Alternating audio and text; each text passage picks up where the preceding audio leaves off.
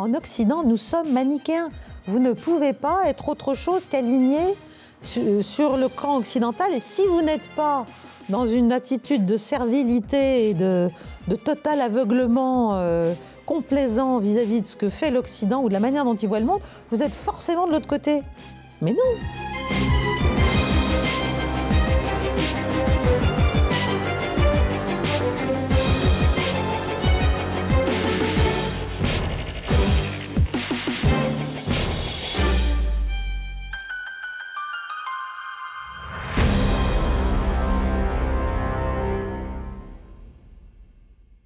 Madame Caroline Galacteros, bienvenue au Québec. Merci, merci. Je suis très heureuse d'être ici. Bienvenue à Québec, la capitale nationale. Je rappelle à nos auditeurs que vous êtes géopolitologue, vous êtes présidente de Géopragma, qui est un think tank consacré à la géopolitique, un think tank réaliste. Vous êtes l'auteur de quelques livres et vous parlez régulièrement dans vos interventions publiques de ce monde multipolaire qui aurait remplacé le monde unipolaire. D'entrée de jeu, pouvez-vous nous définir ce monde dans lequel nous sommes entrés? Mais moi, je vois ce monde-là comme un monde tout à fait passionnant, intéressant. Et si les anciens pays qui croyaient dominer du temps de l'unipolarité la planète avaient l'intelligence de comprendre la mutation en cours et de l'accompagner et d'y trouver leur rôle, qui peut être tout à fait éminent, je pense que ça pourrait être un grand progrès pour l'ensemble des acteurs internationaux du monde. Donc voilà, on a eu une période depuis la Deuxième Guerre mondiale bipolaire. Ensuite, il y a eu ce qu'on a appelé la fin de la guerre froide en 90-91, qui a inauguré cette période dite unipolaire, c'est-à-dire où en fait le bloc occidental et surtout autour des États-Unis est devenu vraiment dominant du fait de l'effondrement de son ancien counterpart, si j'ose dire. Et ça a duré à peu près, je dirais, en tout cas jusqu'au tournant du siècle. Je pense que le 11 septembre 2001 a été vraiment un coup de tonnerre dans ce qu'on croyait être un ciel bleu, celui d'une mondialisation, d'un globalisme heureux, d'une progressive disparition à notre profit, au profit américain en tout cas, des entités souveraines, nationales, étatiques, notamment en Europe, ce qu'on a du mal à comprendre, ce qu'on a du mal même à accepter, nous, Européens. Mais ça, on y reviendra peut-être. Et puis, eh bien, assez rapidement, à partir de 2001, puis de 2003, puis de toutes les aventures moyen-orientales, puis de ce qui s'est passé en Russie, bien avant, en 2022, sans parler de l'émergence de la Chine, tout l'équilibre a commencé à bouger. Moi, je parle de bascule du monde depuis déjà presque, je sais pas, 7 ans. Oui, c'est un terme que vous utilisez régulièrement. Voilà. Bascule du monde. Mais oui, mais c'est arrivé doucement et enfin progressivement, sans compter qu'évidemment, comme ça ne nous sert pas, nous occidentaux, a priori, on essaie gentiment de faire disparaître cette réalité, ou en tout cas de la minimiser. Comment? Avec les médias ou... Avec les médias, avec la manière de parler de l'équilibre du monde, avec la façon de promouvoir ce que les Américains appellent aujourd'hui l'ordre basé sur les règles, avec une façon de casser les dernières structures qui permettent la multipolarité et le dialogue multipolaire, c'est-à-dire notamment l'ONU, qui a été très très affaiblie pendant toute la période unipolaire et même depuis les années 2000. Enfin bref, il y a tout un tas de méthodes.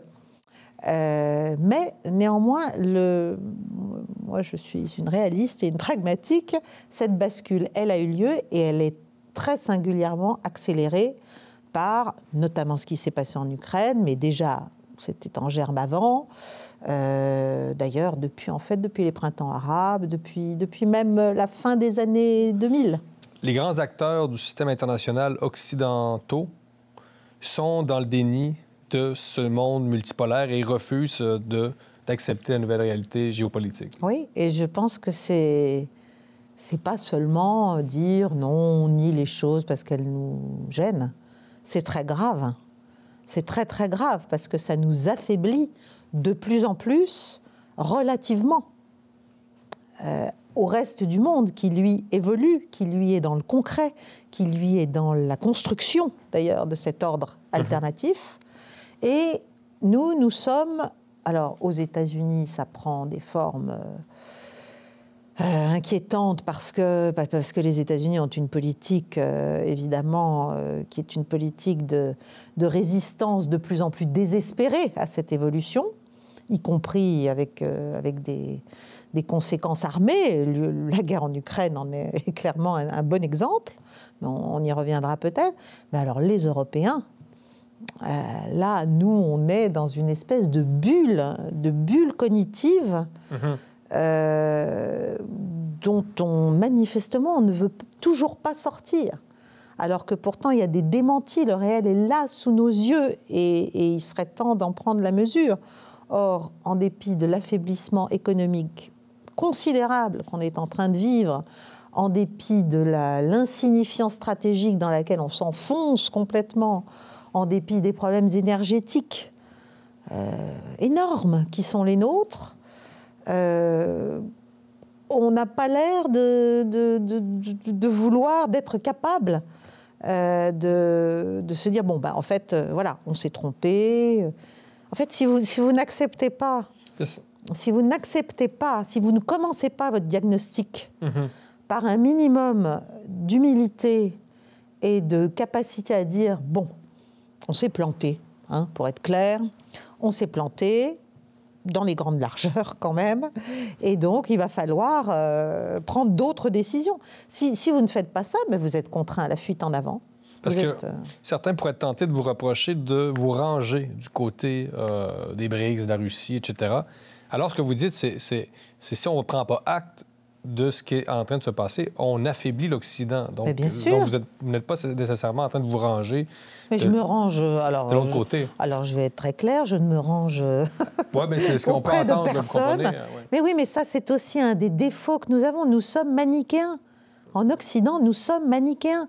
Vous ne pouvez pas être autre chose qu'aligné sur le camp occidental. Et si vous n'êtes pas dans une attitude de servilité et de total aveuglement complaisant vis-à-vis de ce que fait l'Occident ou de la manière dont il voit le monde, vous êtes forcément de l'autre côté. Mais non, pas du tout. Vous faites le jeu du Kremlin, mais c'est abscon, c'est complètement stupide de penser ça. Moi, je suis une observatrice, je fais de la géopolitique. Donc, je regarde les rapports de force tels qu'ils sont. Et je suis en plus extrêmement... plutôt patriote et plutôt gaulienne dans ma vision des choses et dans ma vision de mon pays. Donc, pour moi, l'alignement est un non-sens par essence, enfin par structure, si vous voulez. Il ne s'agit pas de s'aligner, on n'a pas besoin de s'aligner. Il faut déjà bien comprendre ce qui se passe.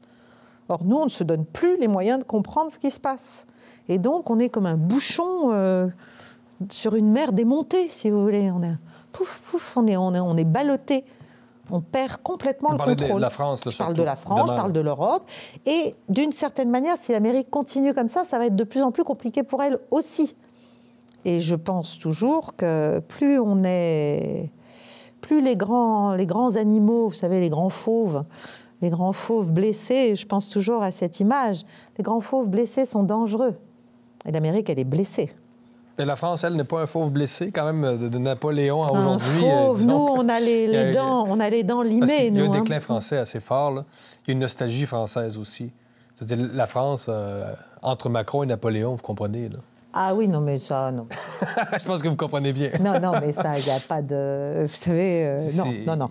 Il faut arrêter de faire des comparaisons. Il y a une chute française aussi, là. Mais bien sûr, il y a une chute française. Mais la chute française, elle vient aussi de la défausse européenne des élites françaises, c'est-à-dire du fait qu'on a accepté, à droite comme à gauche, de considérer que l'Europe était notre étiage, notre socle, enfin notre étalon, si vous voulez, et que la France seule ne pouvait rien faire. Mais ça vient de l'européisme, ça vient de l'idée fédérale que les Français, comme les Allemands, comme d'autres, se sont longtemps fait de l'Europe. C'est-à-dire que l'Europe devait être puissante à partir du moment où elle acceptait, elle encourageait, elle organisait la dilution des États-nations. Moi, je pense exactement l'inverse. Je pense que l'Europe des nations peut être forte. Mais celle-là, comme par hasard, hein, c'est pas celle qu'on nous vend. L'Europe technocratique, c'est une excroissance, si vous voulez, qui est de plus en plus décorrélée et séparée des peuples, de la volonté des peuples, des besoins des peuples, et qui considère qu'elle va mettre en place un système qui s'occupera des populations.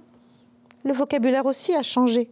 C'est plus les nations, c'est des territoires, c'est plus les peuples, c'est des populations. De vocabulaire assez administratif. Oui, puis qui dilue. Ouais, bien sûr. Qui dilue, c'est-à-dire qui postule que les identités nationales sont mauvaises.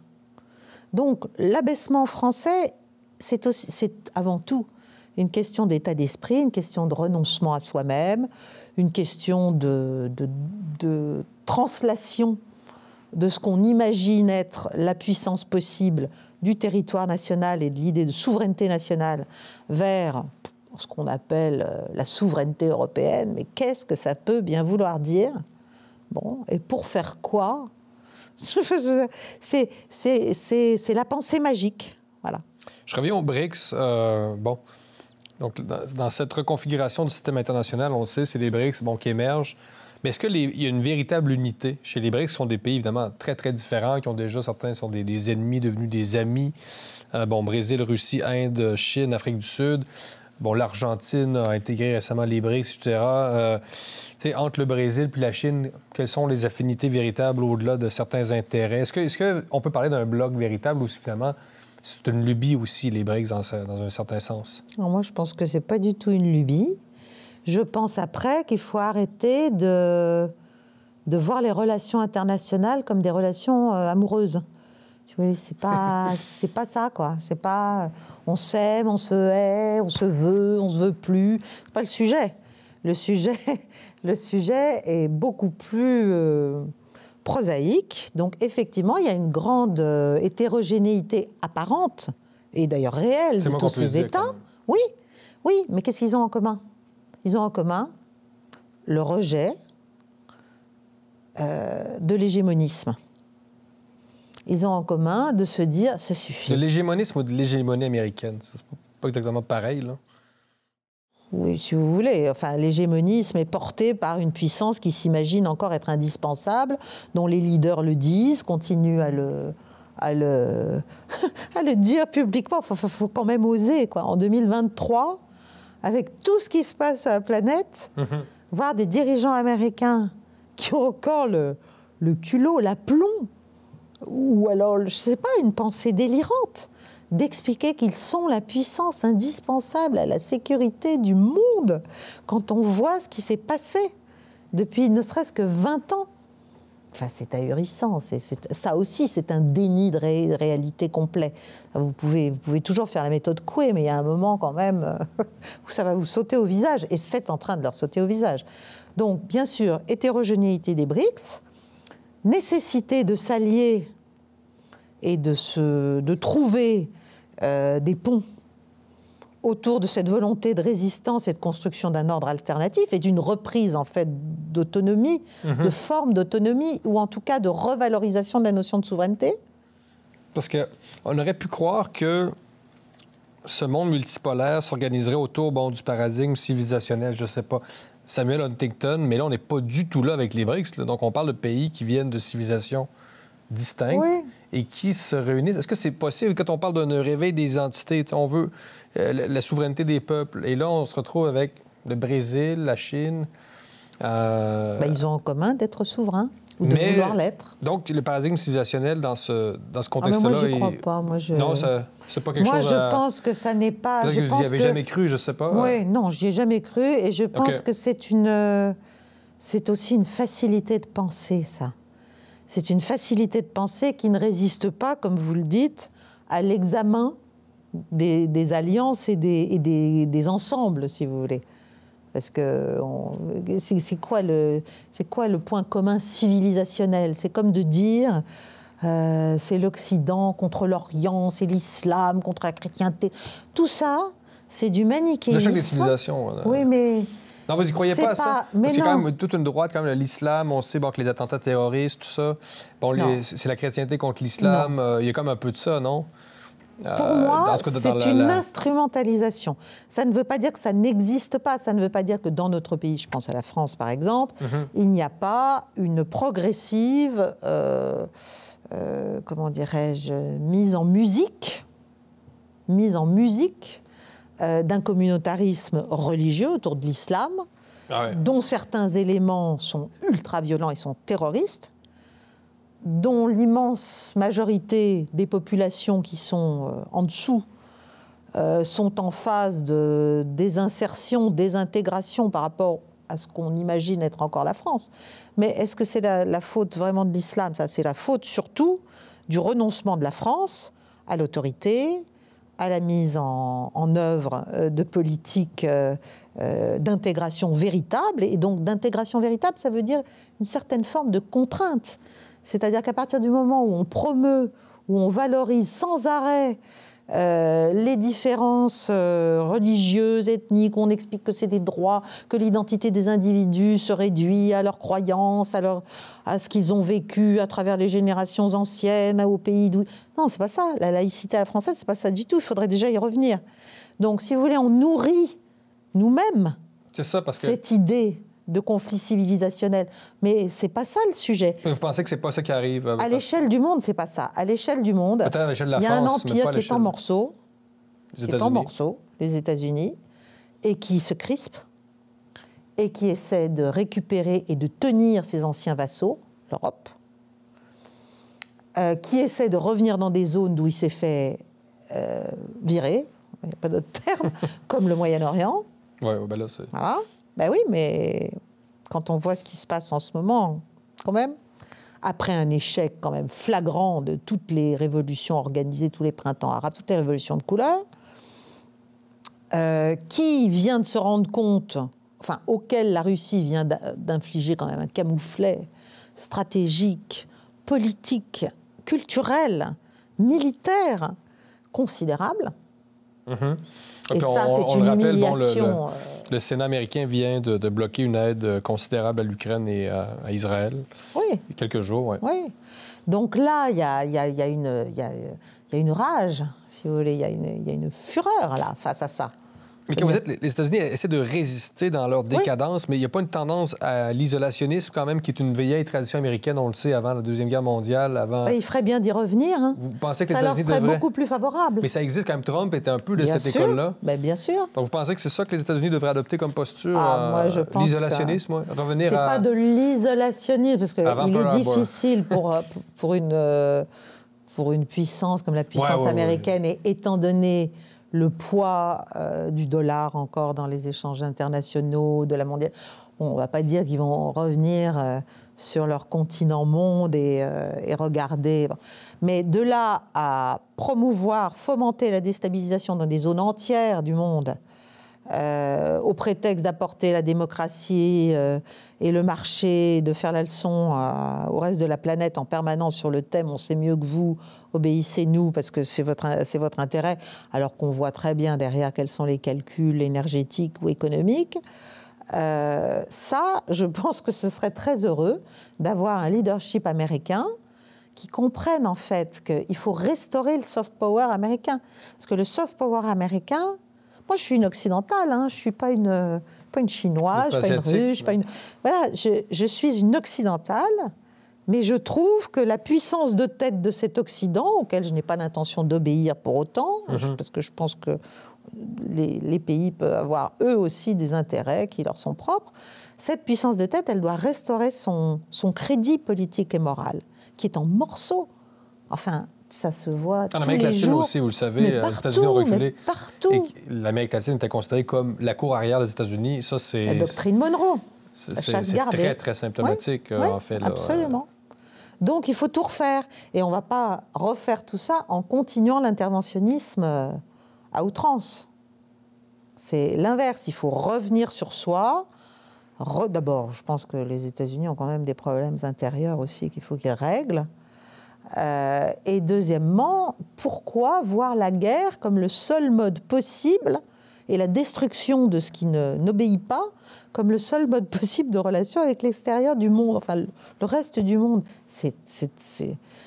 Voilà, ça pouvait s'envisager sans doute dans les rêves les plus fous des stratèges américains pendant les années 90. Aujourd'hui, entre la Chine, la Russie, le Moyen-Orient qui est en train de coaguler, etc., et l'affaire des BRICS, c'est inconcevable. Libre Média, c'est beaucoup plus qu'un site web. C'est votre porte d'entrée dans l'univers médiatique. À Libre Média, nous croyons qu'il faut vous donner les moyens d'accéder aux informations qui comptent pour vous. Gardez une longueur d'avance grâce à nos analyses approfondies et à notre couverture exhaustive. Pour tous les détails, visitez notre site web au libre-media.com. Aimez, partagez, abonnez-vous dès maintenant. Libre Média, parce que vos choix sont importants. On parle maintenant aussi de Sud global. C'est un terme qui émerge depuis quelques mois, dans les peut-être quelques années, je ne sais pas. C'est quoi le Sud global par rapport aux BRICS? Comment vous pourriez définir le Sud global?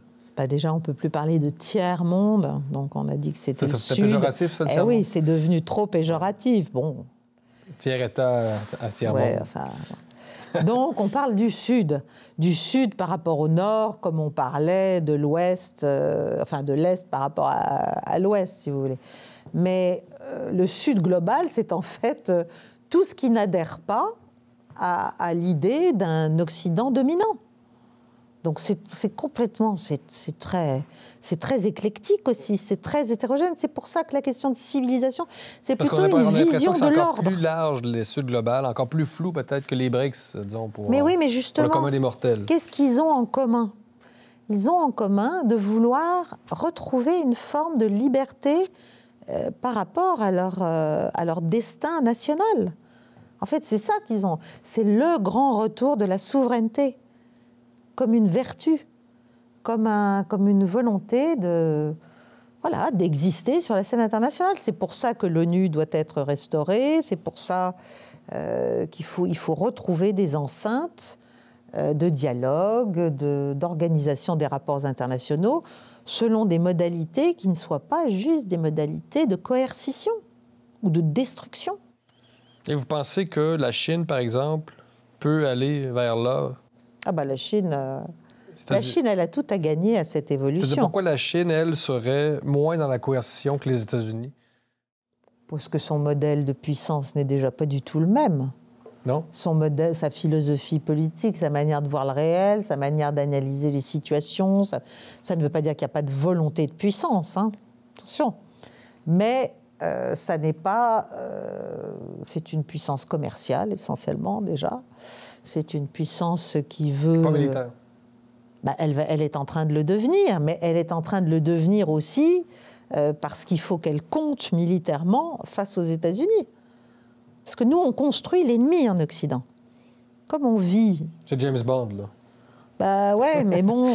Dans les films de James Bond, vous savez, on était très bon pour déterminer l'ennemi de manière très caricaturale. Oui, mais c'est... Bon, le russe, le musulman, Bon, ça a changé. D'ailleurs, oui, non, mais c'est vrai. Mais non, je pense que les modèles de puissance ne sont pas comparables.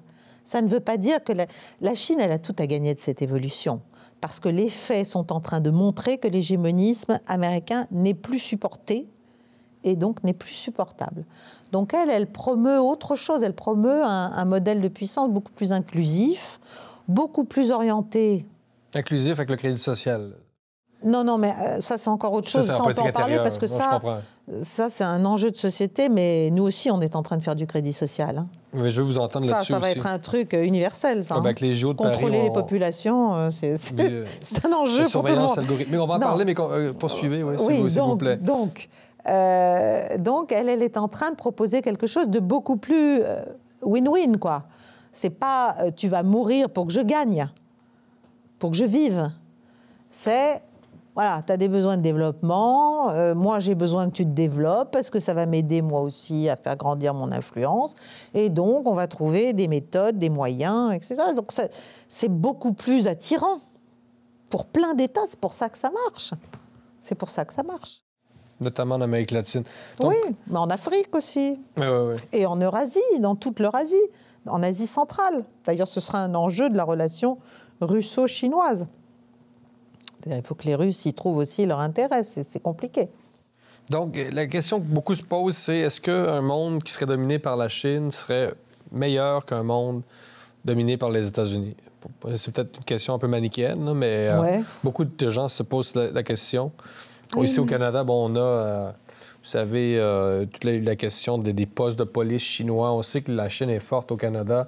Le Canada est un pays faible. 38 millions de personnes, vous savez, au nord des États-Unis. Bien faible et en même temps une sorte de province des États-Unis, là. Une sorte de banlieue des États-Unis, si je peux dire. Donc, il y aurait de l'influence chinoise au Canada, notamment dans les élections. On ne sait pas trop, là, c'est à déterminer. Donc, il y a une inquiétude ici. Donc, pour vous, la Chine, est-ce que c'est mieux que les États-Unis? C'est-à-dire un monde où la Chine peut promouvoir son modèle qui est, je le répète, le crédit social? Non, mais la Chine, c'est 1,4 milliard de personnes. Je comprends qu'on est un peu dans le jugement de valeur ici, là, mais... Donc, ça veut dire qu'elle doit gérer une multitude. Donc, l'idée même du crédit social, qui est effectivement, tel qu'on le présente, tel que je peux le comprendre avec les informations dont je dispose, c'est quelque chose de très contraignant, enfin, pour des populations. C'est-à-dire cette idée d'être évalué, d'être finalement contrôlé, surveillé dans ce qu'on fait. Bon, d'abord, ce qui se passe en Chine se passe et est en train d'être développé chez nous aussi. Nous aussi, on a des formes de crédit social. Sous l'influence de la Chine ou de manière tout à fait indépendante? Sous l'influence de la technologie et de la nécessité de contrôler de la nécessité perçue par les politiques, y compris dans des pays infiniment moins numéreux que la Chine, de contrôler leur population, de contrôler ce que les gens font, de contrôler leurs revenus, de contrôler leurs loisirs, de contrôler leurs voyages, leurs déplacements, leur mobilité, de les contrôler. Donc, c'est pas un complot, c'est une tendance, en fait. C'est une tendance qui est aussi liée aux évolutions du marché du travail, qui est aussi liée au fait qu'il y a toute une partie de nos populations... La numérisation de la société. Voilà, et aussi de tout un tas de gens qui vont devenir, entre guillemets, relativement... pas inutiles, mais en tout cas, il va falloir les maintenir dans une forme d'existence sociale minimale et économique, alors qu'ils sont... Ben oui, c'est ça. Ah oui, alors qu'ils sont de moins en moins productifs je comprends, par rapport à l'évolution technologique de nos sociétés. C'est pour ça que l'idée du salaire universel fait son œuvre, fait son chemin. Enfin, alors on nous présente ça comme un progrès, c'est merveilleux, on va être payé toute sa vie à rien foutre. Bon, c'est un peu le rêve du confinement, non? C'était pas ça le confinement un peu? Oui, mais tout d'un coup, c'est ça. Les plus paresseux de la société devenus des héros. Voilà, c'est bon. C'est extraordinaire, acheter ses soins, rien foutre. Bon, voilà. Donc, si vous voulez, il y a plein d'ambiguïtés et la manière qu'on a de présenter, là encore, la Chine comme le grand démon qui développe des moyens en fait... Tentaculaires. Oui. C'est vrai, mais il faut comprendre aussi pourquoi les Chinois font ça, pourquoi le pouvoir chinois fait ça. Parce que les enjeux de contrôle de la population sont quand même réels, dans tous les domaines. Et ce n'est pas d'aujourd'hui, ça date moi, j'ai une anecdote à ce sujet qui est une anecdote familiale. Je ne sais pas si j'ai le temps de vous raconter ça. Peut-être. Mais enfin bon, bref. En tout cas, voilà, l'idée de multitude est une idée qui nous est étrangère. Nous, on a des pays avec quelques dizaines de millions, les Américains quelques centaines de millions. Enfin, c'est pas comparable. C'est pas comparable. Voilà, c'est trois fois les États-Unis en population. Oui. À peu près. Bon, à la louche. Donc, qu'est-ce qu'il faut faire? Il faut prendre conscience du monde qui vient. Oui. Et vous travaillez à donner aux gens, finalement, des clés de compréhension à travers votre travail. Qui ne soient pas dogmatiques, qui ne soient pas justement sur le thème ça, c'est les méchants, ça, c'est les bons, ça, c'est notre ennemi. Ça... Enfin, c'est complètement infantile. C'est complètement infantile. À l'époque où, justement... il y a une immense mobilité, il y a une immense volonté à la fois de pouvoir vivre dans des pays cohérents et en même temps de pouvoir commercer, bouger, aller, venir. C'est quand même, il n'y a rien de plus passionnant que la variété du monde. Pourquoi est-ce qu'on a besoin de vouloir tout uniformiser selon nos canons? Grande question pour terminer, Mme Galacteros. Le conflit, la reprise du conflit israélo-palestinien, qu'est-ce que ça change dans tout ça? Récemment, on le sait, 7 et 8 octobre, les attaques du Hamas. Beaucoup de désinformation, beaucoup. On parle de records de fausses images. On a un article là-dessus à Libremédia, donc des analystes qui constatent vraiment un flux incroyable de deepfakes, donc des nouvelles techniques en plus. Il y a des États impliqués, les grands journaux se font berner. Bon, énorme question pour terminer, mais ça fait quoi, ça, la reprise du conflit israélo-palestinien dans tout le tableau que vous avez brossé? Si vous voulez, on ne peut pas s'empêcher de penser que ce qui s'est passé le 7 octobre et la manière dont Israël a réagi à cette attaque, finalement, remet en cause un grand mouvement qui était en train de se structurer, qui était un mouvement de normalisation des relations entre Israël et les États de la région, mais qui était aussi un mouvement de retrait, de fait, de l'influence américaine, parce que pendant que les accords d'Abraham, qui sont l'œuvre de Trump, qui avait commencé ce mouvement de normalisation, était un peu en suspens et que Israël cherchait à obtenir finalement, j'allais dire, le joyau de la couronne, c'est-à-dire l'accord avec l'Arabie saoudite, il y a eu un autre mouvement depuis 2-3 ans, surtout depuis l'Ukraine en fait, ça a accéléré ce qui s'est passé au Moyen-Orient, de prise de conscience des États du Moyen-Orient de la nécessité pour eux de sortir de certaines soi-disant inimitiés définitives qui en fait les empêchent de se développer.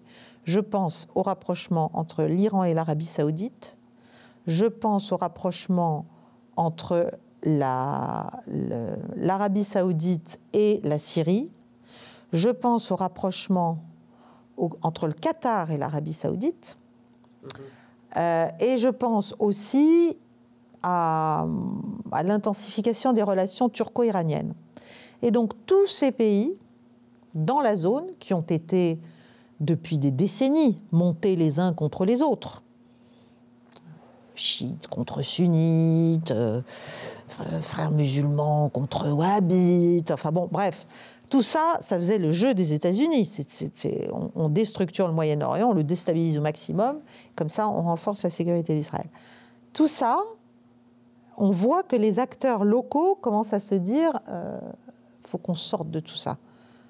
Voilà, le prince héritier d'Arabie saoudite a ses projets, les Qataris aussi, les Turcs aussi. Bon, ça n'empêche pas, encore une fois, ce n'est pas des relations amoureuses. C'est pas on s'aime d'amour tendre et on va vivre ensemble comme des tourtereuses. Pas du tout. Ils sont concurrents, ils sont pas d'accord, ils ont des ambitions concurrentes, etc. Mais il y a un intérêt commun à stabiliser cette zone. Ça s'est vu aussi avec l'évolution de la situation en Syrie. Et comme par hasard, que se passe-t-il ? Eh bien, de nouveau, le feu est mis aux poudres. Le feu est mis aux poudres par le Hamas. C'est le moins qu'on puisse dire. Et voilà. Israël recommence. Et il se passe un mouvement de coagulation du fait de la réaction israélienne, des modalités de la réaction israélienne. Ce monde arabe et perse autour réagit de manière assez finalement convergente. Donc c'est un gros risque ce qui est en train d'être fait en Israël pour Israël, à mon avis. Voilà. Et ça va être c'est très difficile. Oui, effectivement, il y a un niveau de propagande de tous les côtés inédit, mais déjà on a vu un niveau inédit pendant l'Ukraine. Oui. Mais apparemment c'est pire encore avec Gaza. Les faux bébés, vous avez eu la une de Libération. Oui. Libération s'est fait attraper le 19 octobre.